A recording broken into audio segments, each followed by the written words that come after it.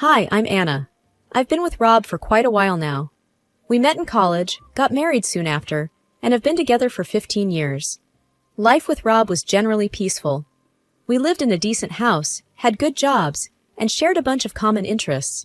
But there was always something missing. A child. You see, we tried for years to get pregnant.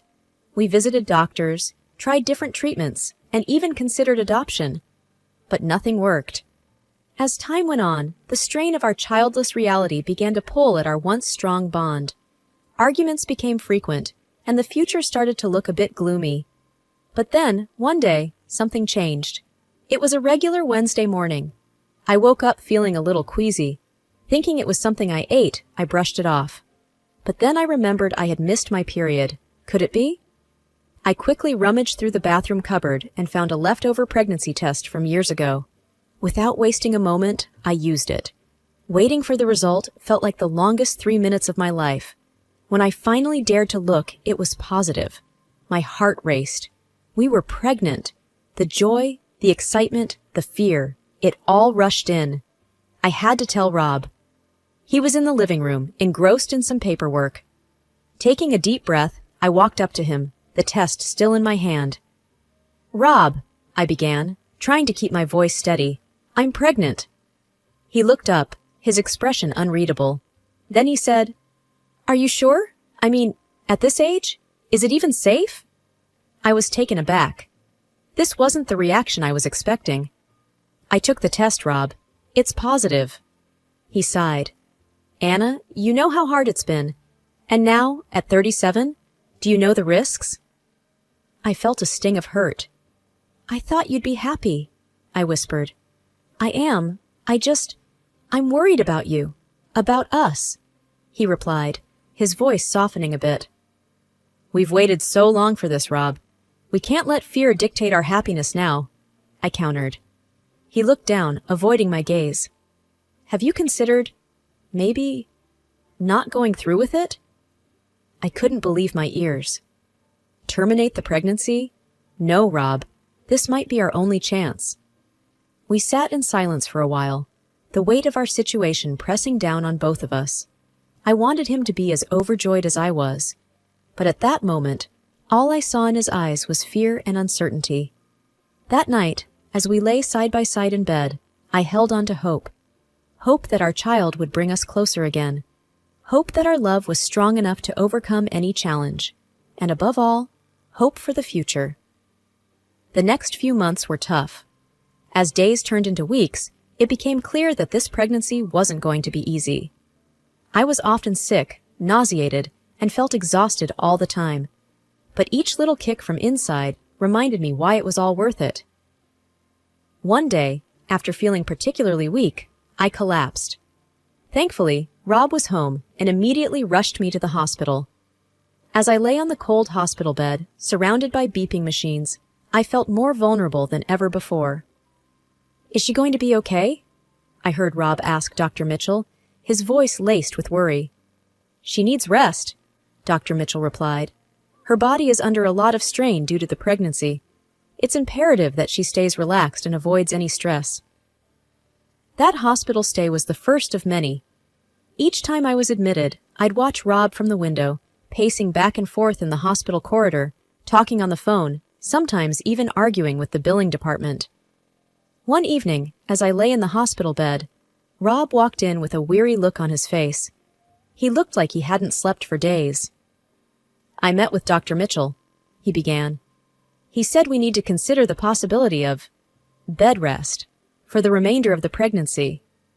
I nodded slowly. "If it's best for the baby, I'll do it." Rob sat down next to me, holding my hand. "I'm sorry, Anna. I wish I could do more to help." I squeezed his hand. "You're here with me. That's more than enough." However, as the days went by, Rob's visits became less frequent. Sometimes he'd call, other times he'd send a text saying he was caught up with work. But the distance between us seemed to be growing. During one of my longer hospital stays, I was feeling particularly low. Missing the comfort of my home, I asked a nurse if I could use the phone to call Rob. "It's been 3 days," I said, trying to keep the tremor out of my voice when he answered. You haven't visited. I know, Anna. It's hard for me. Seeing you like this, he admitted.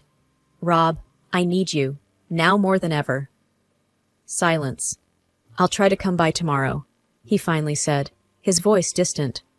But tomorrow turned into the day after, and soon a week had passed. Feeling isolated and alone, I confided in my nurse, Lisa. He's probably just scared, she suggested, trying to be comforting. Sometimes, when people can't handle situations, they distance themselves. One morning, after a particularly difficult night, Dr. Mitchell came into my room. I think it's time we discuss the birth plan, Anna, he began cautiously. There are some decisions to be made. Rob, despite his absences, was there for that discussion.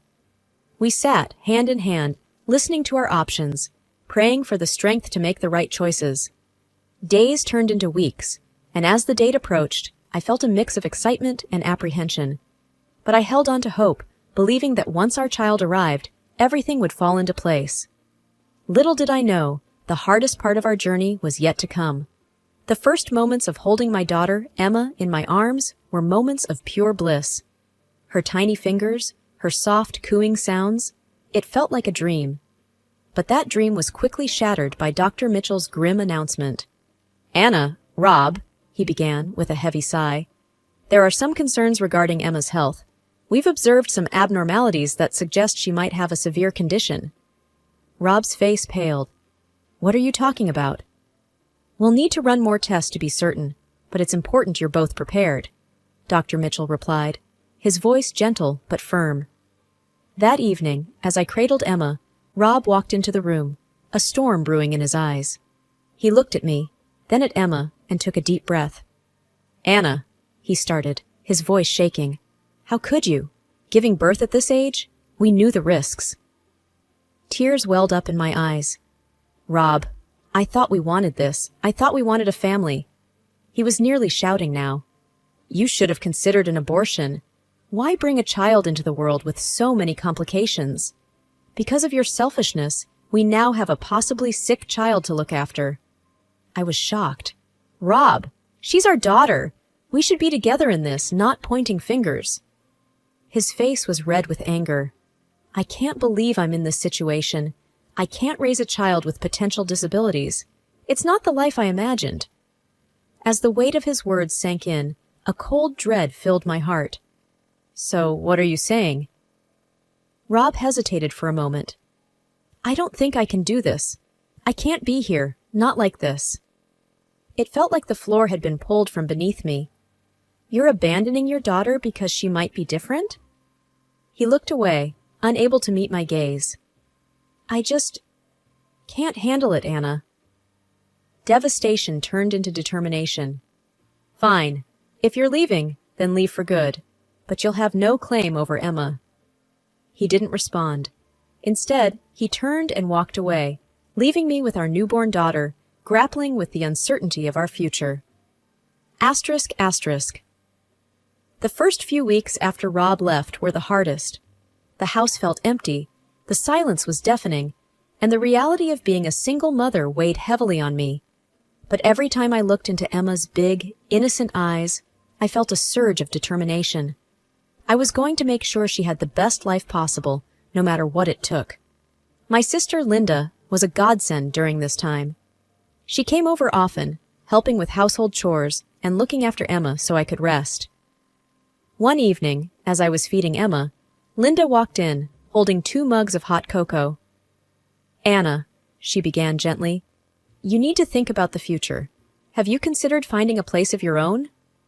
I sighed, looking around the home that held so many memories. I've thought about it, but the thought of leaving this place, it's just hard. Linda took my hand. I know, but think about Emma. This house will always remind you of Rob and everything that happened. You both deserve a fresh start. She was right. I needed to let go of the past and focus on building a new life for Emma and me.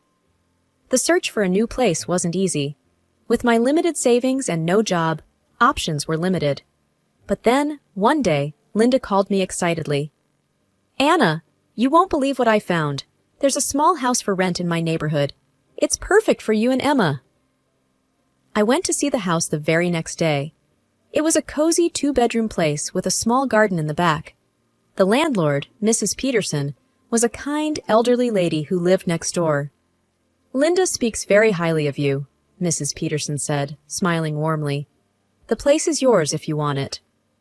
I felt tears of gratitude welling up. "Thank you, Mrs. Peterson. This means so much to me." Moving in was hectic, but with Linda's help, we managed. As I set up Emma's room, filling it with toys and her tiny clothes, a sense of peace washed over me. This was our home, our sanctuary. Linda popped her head into the room. "How's it going in here?" I smiled, hugging Emma close. "It's perfect. I can't thank you enough." She hugged us both. "That's what family is for. You're not alone in this, Anna. Remember that." Days turned into weeks, and life began to settle into a new routine. Morning walks with Emma, visits to the local park, and coffee dates with Linda became our new normal. One day, as Emma and I were playing in the garden, Mrs. Peterson walked over, holding a tray of freshly baked cookies. "Thought you two could use a treat," she said, smiling. I smiled back, taking a cookie. "Thank you, Mrs. Peterson. It's delicious." She chuckled. "Call me Ellie. Feels strange being called Mrs. Peterson by my new neighbor." We chatted as Emma giggled and played. Ellie shared stories of her own children, offering advice and wisdom. I felt a connection, a sense of community that had been missing for so long. As the days went by, the pain of the past began to fade. With the support of my sister and new friends like Ellie, I realized that while one chapter of my life had closed, another, even more beautiful one, was just beginning. Emma's first birthday was just around the corner, and I was deep in preparations. Ellie and Linda offered their assistance, suggesting ideas for decorations and games. As the day drew nearer, I found myself reflecting on the whirlwind of the past year. My baby girl, Emma, was blossoming into a bubbly, inquisitive child, her laughter a constant source of joy. One afternoon, as I was laying Emma down for her nap, the phone rang. The sound was sharp and unexpected. "Hello?" "Hello, Anna," came the familiar voice. It was Dr. Mitchell. I felt a twinge of anxiety. "Dr. Mitchell, is there a problem?" He hesitated, which only deepened my concern. "Anna, I need you to come to the hospital. There's something about Emma we need to discuss." I felt my heart in my throat. "Is she okay?" His voice was thick with regret. "Please come in. We need to talk face to face." Linda agreed to watch Emma while I rushed to the hospital. The drive felt much longer than it was, my mind racing with worst-case scenarios. Dr. Mitchell greeted me in his office, his usually calm face lined with worry. "Anna, I'm so sorry to call you in this way." My patience was thinning. "What's going on?" Taking a deep breath, he began. "There's been a grave error. The initial tests we ran on Emma after her birth got mixed up with another baby's." My confusion grew. "Meaning?" He met my gaze, his eyes filled with regret. "Emma is healthy, Anna. She doesn't have any medical condition.